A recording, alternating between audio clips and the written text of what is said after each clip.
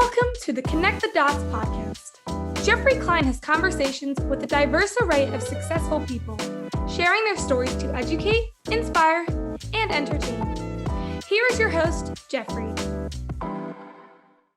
My guest today is Cory Pesaturo, otherwise known as CPES, who is revolutionizing the accordion.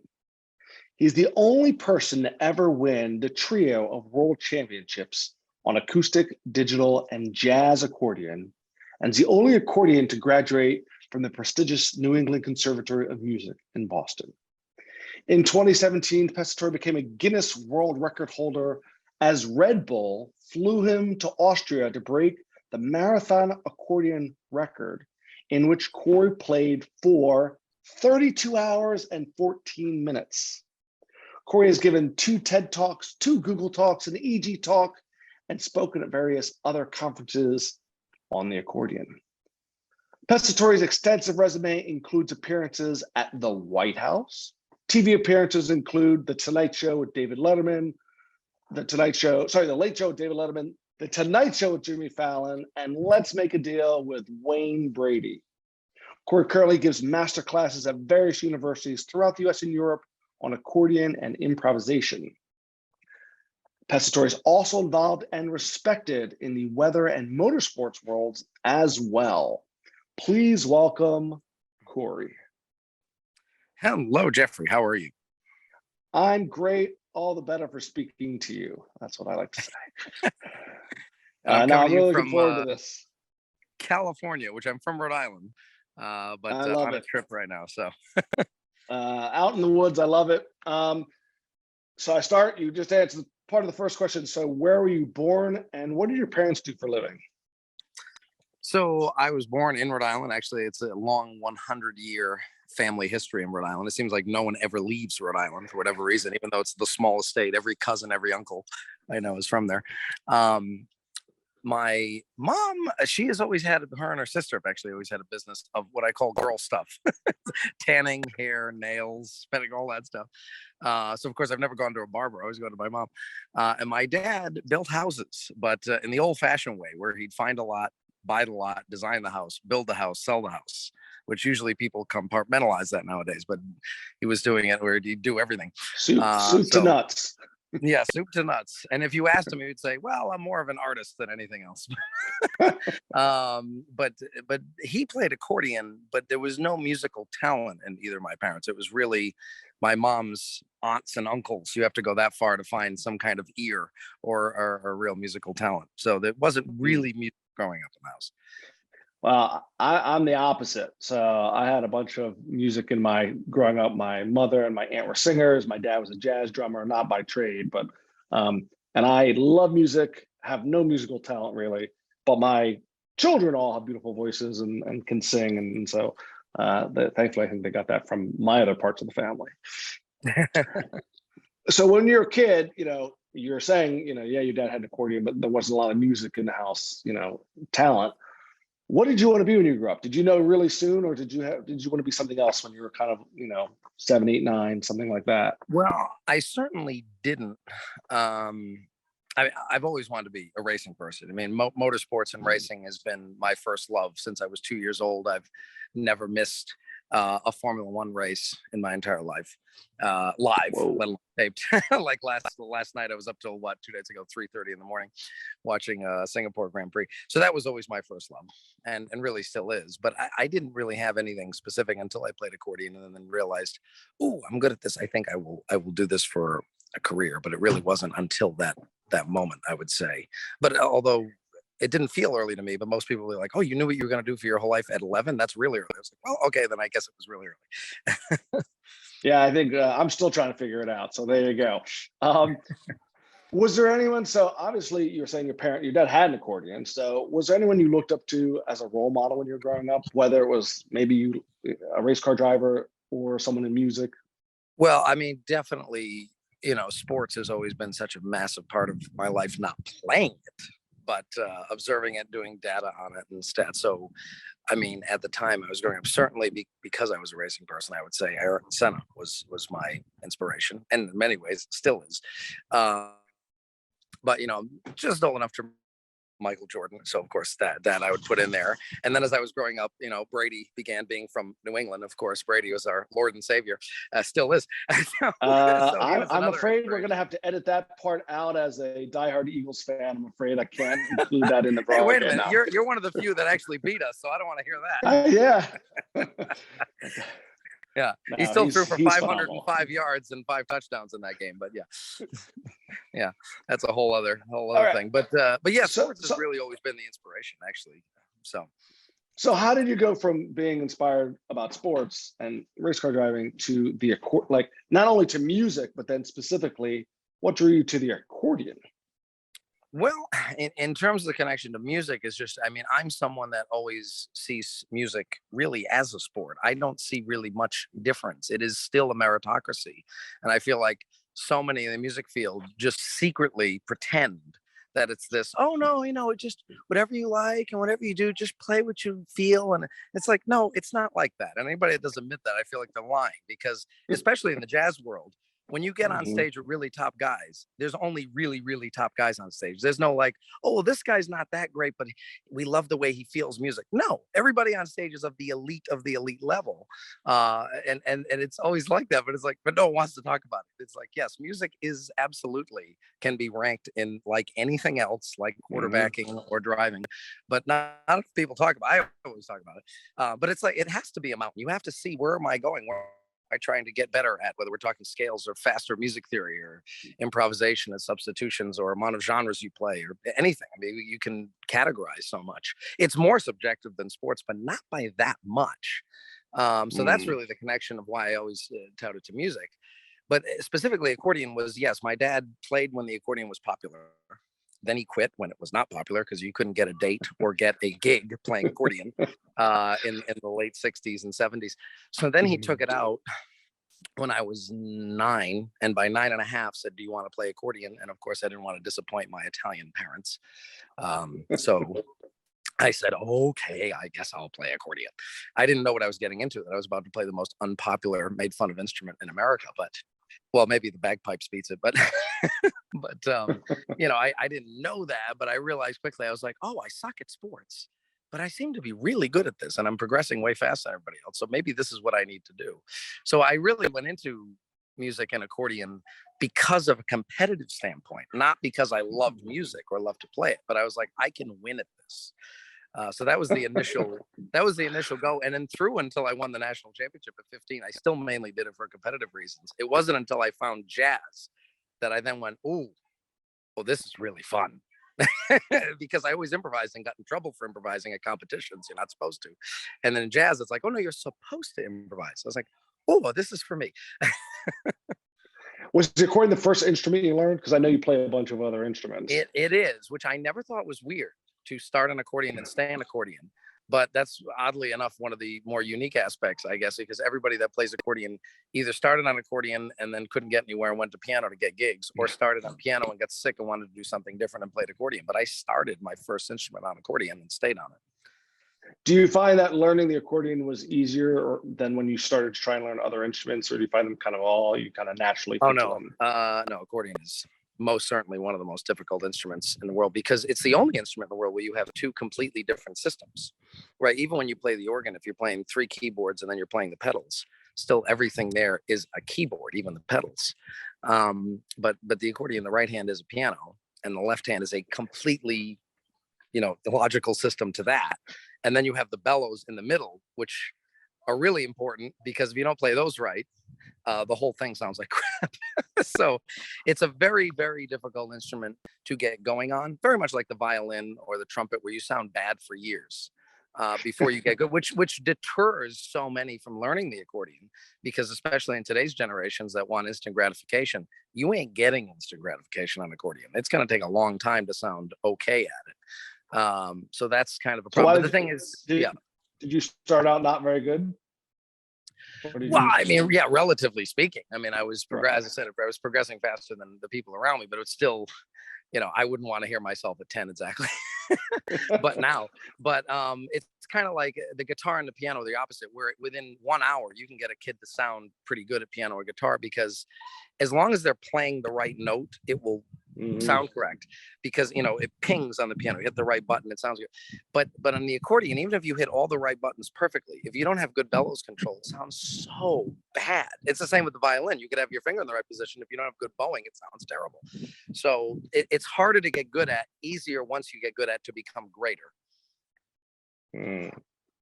And what was the first song you learned to play on the accordion? Is there a first accordion song, or does it Twinkle Twinkle? Most accordionists for the past 70 years have used the Palmer Hughes book. Palmer and Hughes actually created the first accordion program at a college at the University of Houston. It was the first college to offer an accordion program. But they created the Palmer Hughes book, and most accordionists still today use that. So the first couple of books don't have any songs. There's a couple they ripped that sound like something else, and they changed the titles, but they're not really tunes. So the first tunes you might learn, maybe some accordion-esque tunes that most people would never know, or maybe a polka, a simple one, or maybe some old Italian tunes, because I was trying to also learn tunes to play gigs. So I couldn't tell you exactly what the first real tune is that I learned, outside of maybe Happy Birthday. So. And when you would play gigs, was there a particular song that you started with that, like, people, oh yeah, now I know that, that people recognized? I feel that, well, probably one of the first tunes I learned, certainly in the first gig I ever played, was Mala Femina, which is a big Italian song. Most Italian Americans know that one. And it's fairly simple, so it's good definitely for people to know.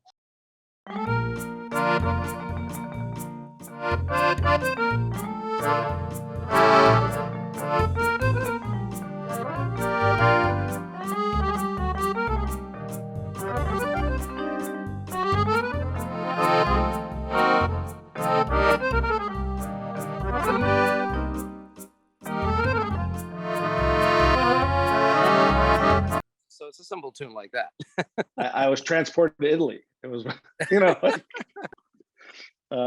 had that feeling. It had a feeling of I'm off to Italy, and in a pretty remarkable way.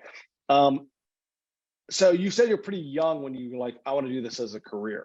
How did that you decide, like, I'm not gonna be a race car driver, I'm gonna be an accordion player? Well, I mean, the thing with racing, of course, you need a lot of money to be able to, your family's got to basically put all their money into it to become a race car driver. There's so much involved. So I knew that was never really realistic. Plus, in the Northeast, people don't really do that. Maybe in the South, they thinking more towards NASCAR, or in California, there might be more IndyCar racing, or even Michigan, more of that. But it just never happens in New England. So I just knew, this is all right. I hate getting up early, right? That was a big one. Hate getting up early.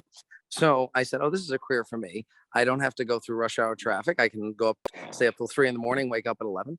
We're in good shape. I think this is the winner. And I'm good at this. I mean, that's kind of and the thing is, I knew as much as everybody didn't like the accordion, it's like not many people do it. And, very simply in capitalism, find something you love that you're really good at, that also the market needs. And this was it. I love it. Yeah. And I think that's, I'm a big proponent of do what you love, and then the money will come, you'll figure out a way. Because the alternative of doing something you don't enjoy is just, really depressing for me to think that you would do something that you. It can be. I mean, maybe for a couple of years to make to make some money. Obviously, being a musician is not we're not driving Ferraris usually, unless the gap. Yeah.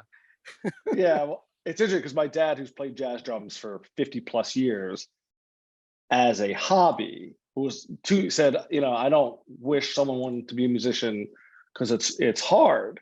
And he also says he wasn't a good enough drummer to make it, but that's I don't know. I don't judge. There's clearly, when I think of a few things when I think of accordion and the polka, and I have this image of John Candy playing it in I think it's in Home Alone. There's an accordion band that they end up traveling with. What do you think are some of the stereotypes that people who play the accordion, which are true and which are myth? Well, I mean, I'm a person that believes pretty much every single stereotype is true, because it wouldn't exist unless it was, no matter how offensive some may be. Pretty much every single one you will ever hear about an accordion is true. It's part of the reason I'm always standing when I play. It's part of the reason I'm always wearing sunglasses all the time, because the stereotype of accordion is an old guy who doesn't play well, playing kind of a bad accordion on the street corner somewhere, playing an old tune really poorly. And again, at least 70 years old, and sitting down. You're very young for an accordion player. Yeah, just looking disheveled. And the thing is, yes, that is it. There's nothing wrong about that. And, I've always seen it as, but that's not job. you. No. And I always see it as my job to change it. I never see, it should never be the job of common people to change their mind of what the stereotype is. It's the job of the people with the stereotype to change that.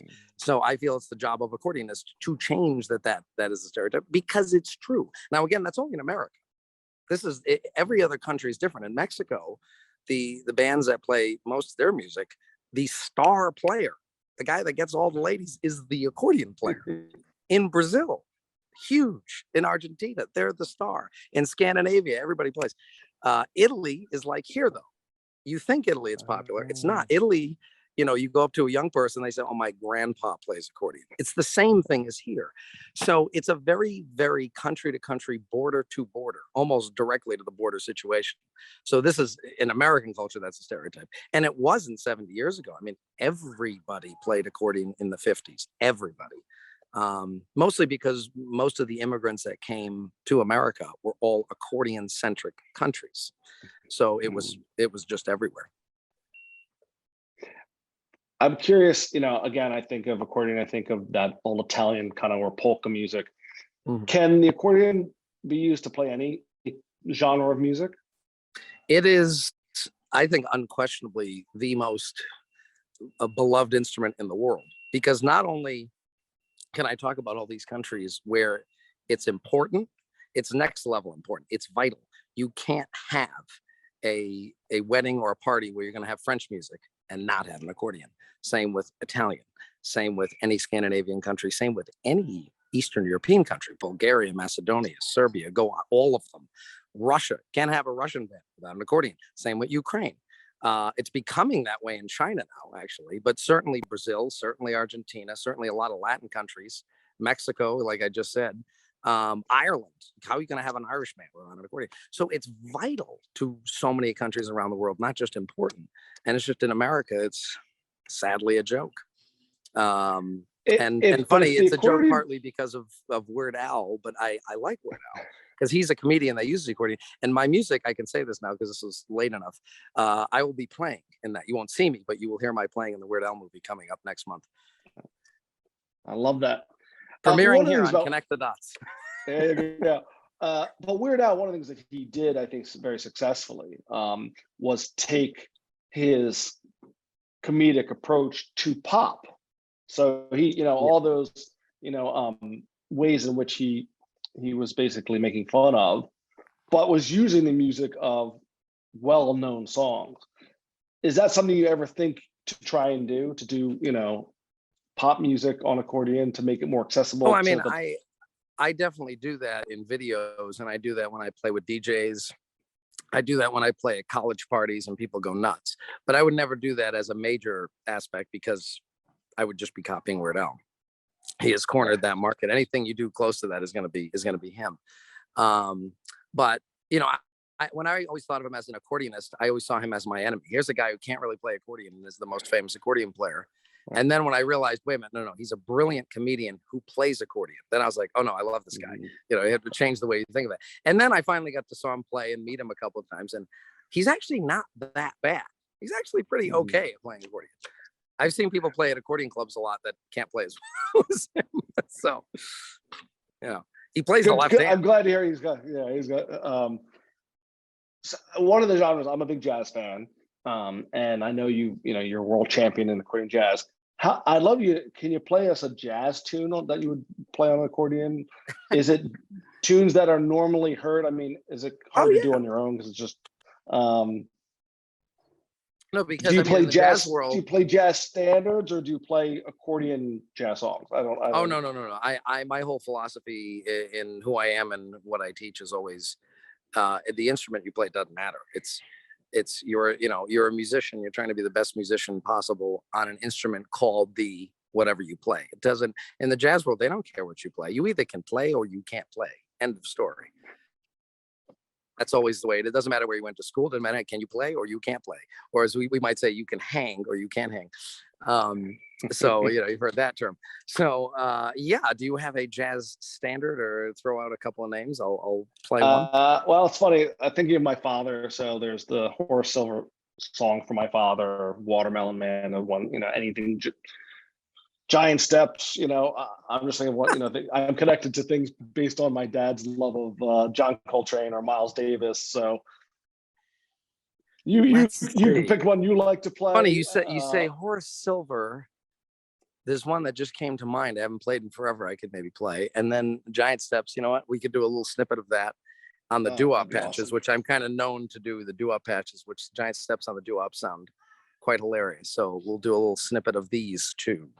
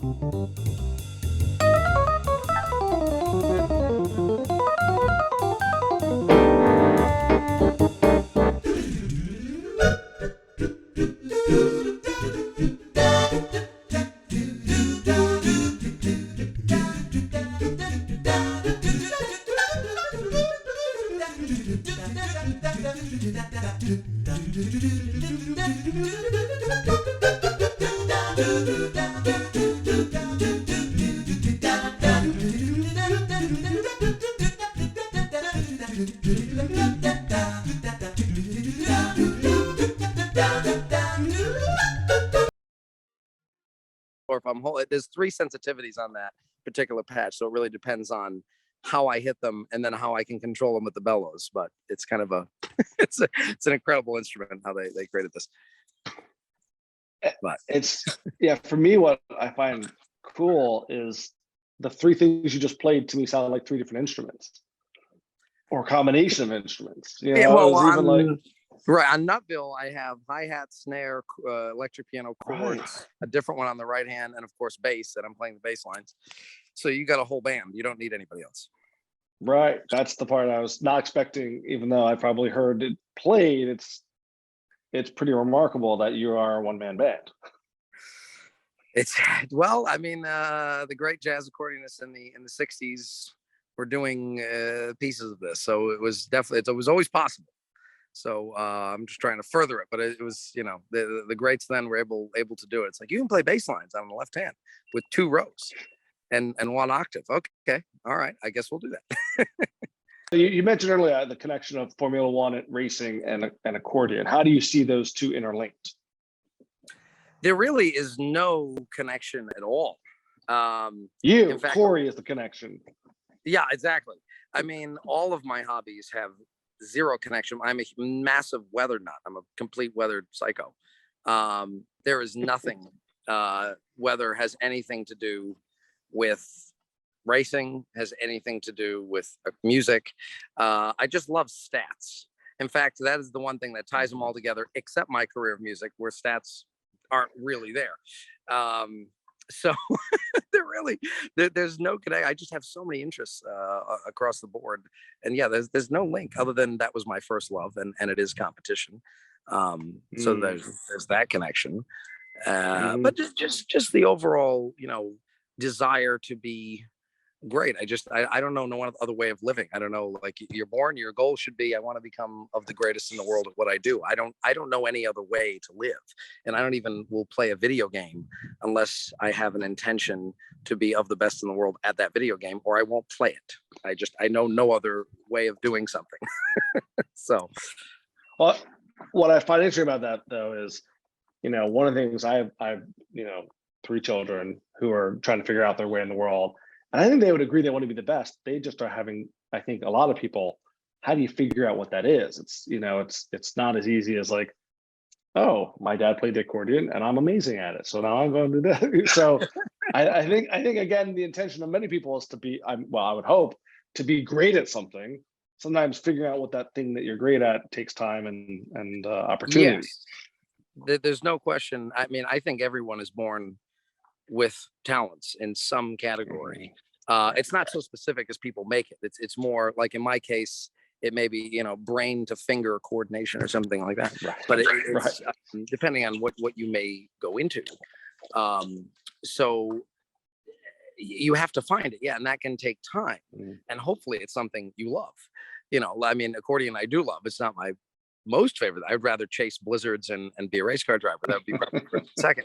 How about chasing cars in a blizzard? I mean, driving a $30 million historic Ferrari in a blizzard would be, in a race, would that would be about as good as it could possibly get. Listening to accordion music. So there you go. Well, I don't know if I'd be listening to accordion music, actually. Maybe. It depends. Well, that'll be the soundtrack of the documentary we make about that. So just so you know. Yeah. So you've done a lot of different things, and some people may think, oh, the White House was the most, but of all the places or people that you've interacted with, what's kind of the most surprising person or surprising location when you were a kid going, I can't believe I'm here, or I can't believe I'm talking to this person? See, that one is just so overshadowed by the White House, because that fits that so well. I mean, I played there 4 times. The state dinner was the biggest one. I think I'm still the youngest person to ever play at a state dinner. I was 11. And Bill Clinton specifically asked me to do that right at the end of his presidency, which is funny because he's a musician. So there you go. Yeah, no, he loves music. He's a big music fan, and he's so down to earth. And he was just like, oh yeah, we have the president of Hungary. So like, they like polkas, right?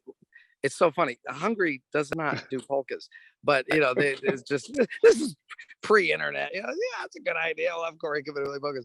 But I mean, I got that amazing opportunity, and to play at the state dinner in front of everybody from Martha Stewart to Tony Curtis, who knows who else was there. I didn't know enough of them. And Bill grabbed me and gave this little speech to everybody, and it's like, how do you beat that?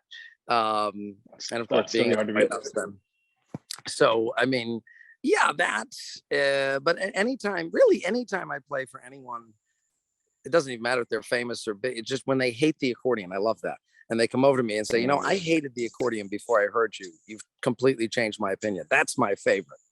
And so many people will gladly admit that. Say, I hated the accordion before I just saw you play. It's like, I love that. Please admit that. That's what I'm trying to do.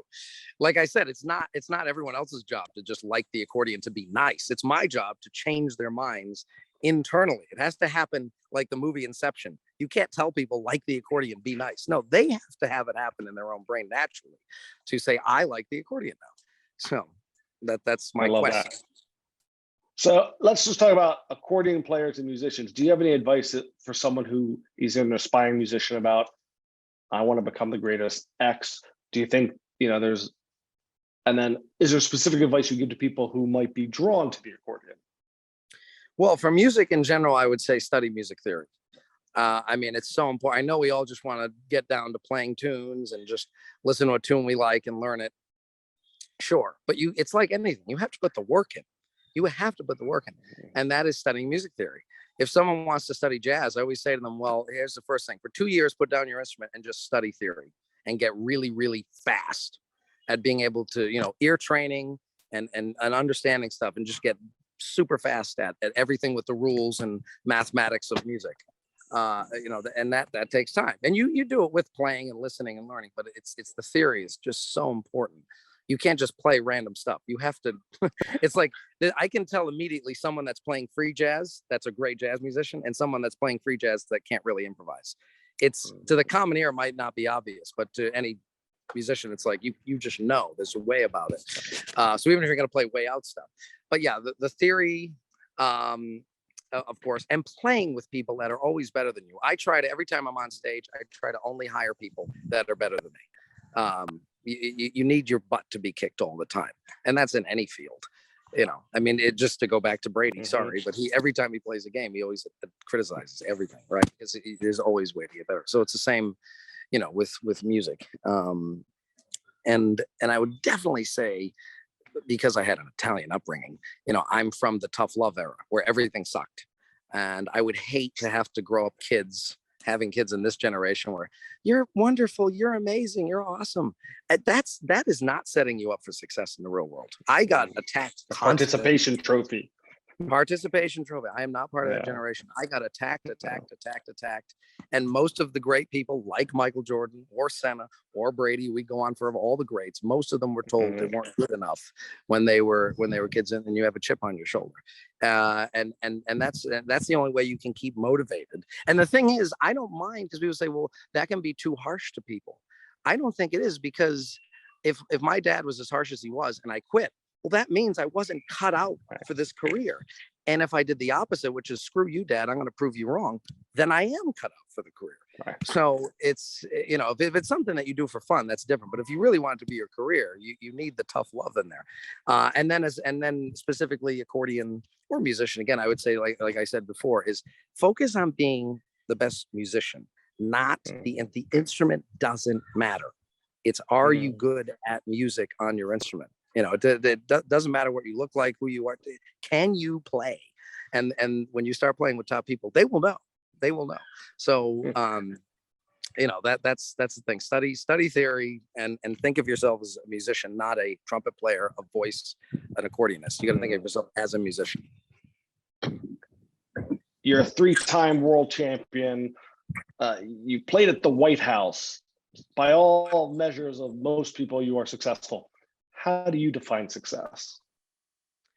How do you define success? Well, it's, of course, I mean, I would go by, especially in the music field, where no matter how good you are, most of the time, 99.9% of us, people that are 100 times better than I am at music still are living, day to day in some ways.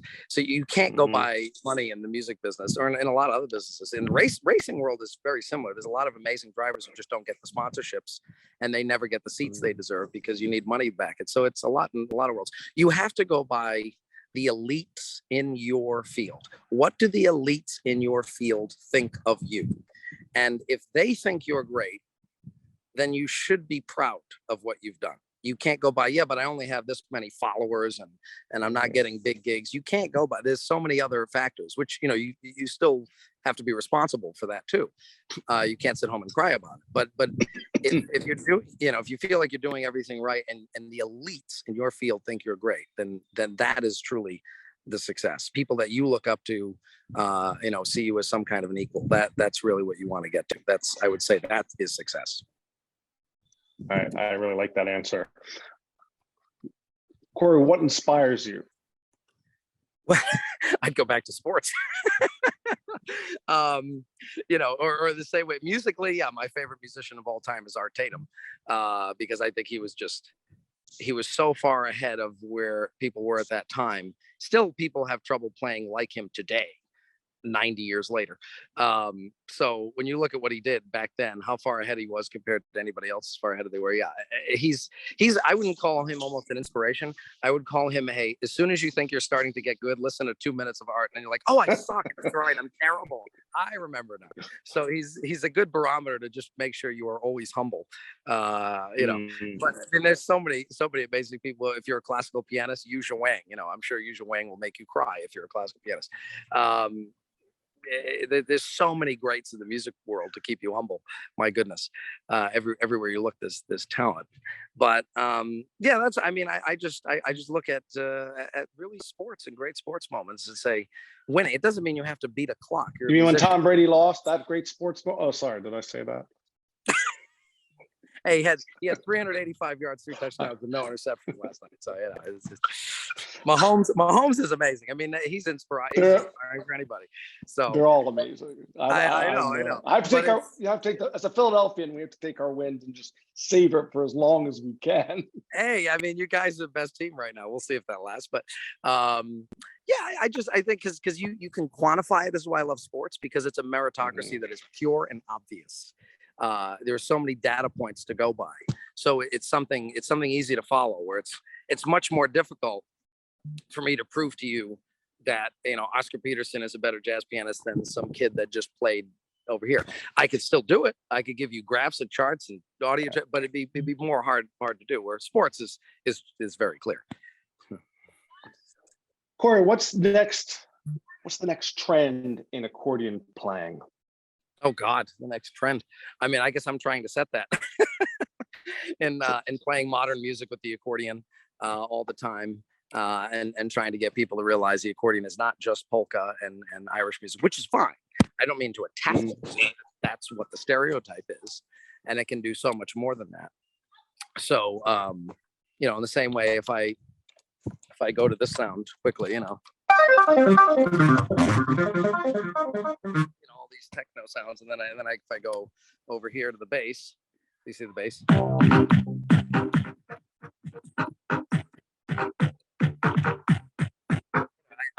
There's no tracks. People think I'm playing with tracks all the time. There's no tracks. Everything you hear, I have never once for 2 seconds played with a track, because I don't want one clip anywhere on anyone's phone in the world to be me playing with a track. So they know any note they've ever heard me play is these 10 fingers playing.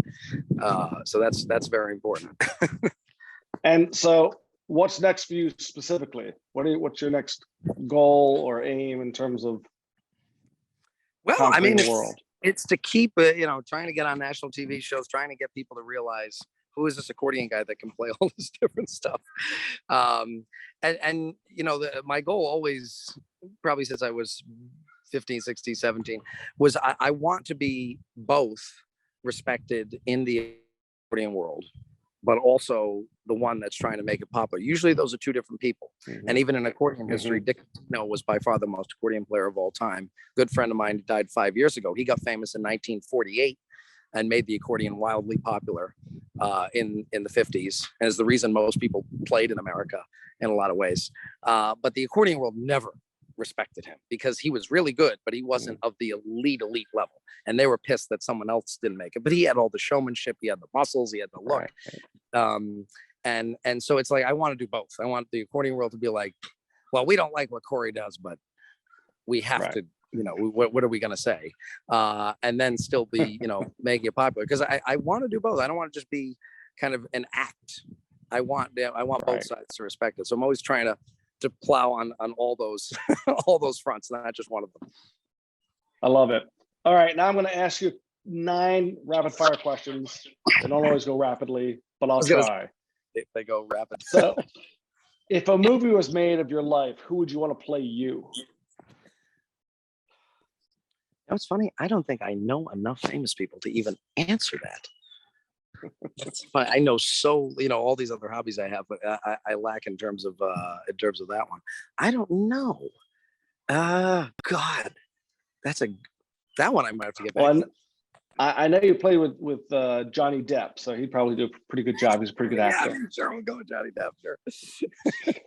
Should stories always have happy endings? Oh God, no. Oh, I hate this sappy world, as we kind of already went over. No, you need to have more realistic aspect. I can think of like 2 movies ever where the bad guys won. It's like, or just something else like that. Like, can we not have everything be so predictable? God. So no, definitely not. Do you have a favorite emoji? Is there an accordion emoji?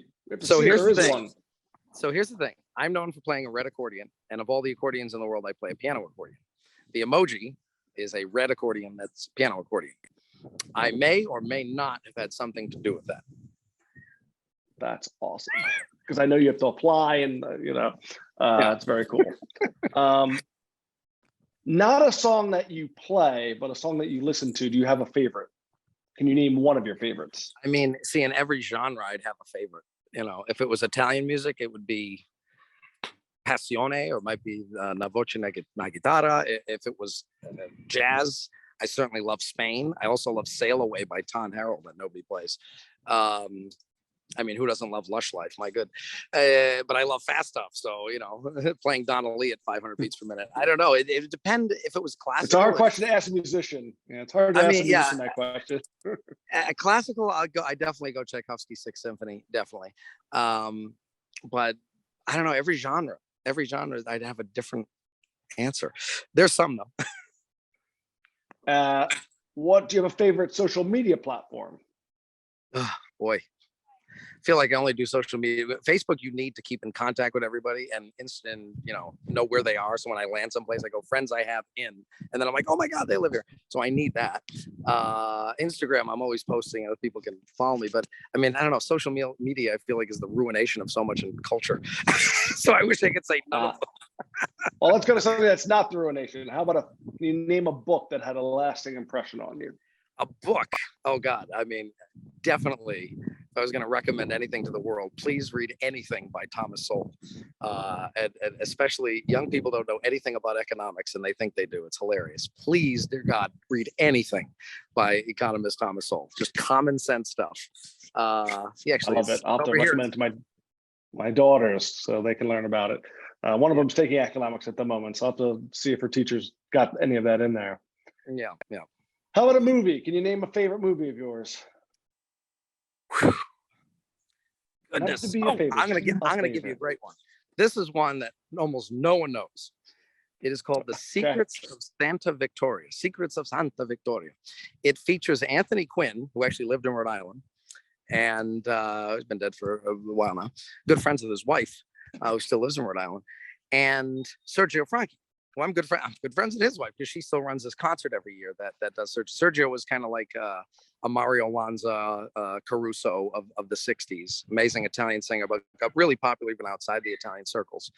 And he was not an actor, but he acted in this movie. It's a great kind of World War II in Italy film, really funny little movie. I definitely recommend that one. If you can find it. I love it. Sure it's somewhere. What's the one thing you can't live without? Snow. That's an easy one. That'd be snow. Yeah. Wow.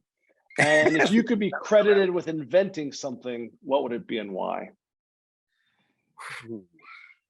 These are tough. I feel like I come up with a really good one over a day of thinking. I would actually go with the accordion. Now, the reason is I really do believe, and I've done graphs on this because I'm, of course, a stat guy. It's definitely the best instrument in the world. It's the only instrument you can play 14 notes at the same time, and you have complete control of the volume at every millisecond. The piano and guitar can do one, they can't do the other, or the flute, violin can control the volume at every millisecond, but they can only play 2-3 notes. So it is, and it's portable. So it is definitely the best. But the other reason I say I wish I invented that is because Leonardo da Vinci, of all his ridiculous accomplishments and being the most amazing human being that ever lived, he also invented the accordion. He drew an accordion in one of his papers that had reeds sticking up right here. And it looked just like this with bellows and everything. And the first accordions didn't look like it. And they ended up looking like his drawing 500 years ago with bellows. It just had reeds here. He was trying to invent a portable organ. And that's really what the accordion is. So another cap there. Yeah, right. Because he needs a few of those. Yeah. Well, and Cory, 2 people have built them, by the way. Do you have any interest in trying to build one? No.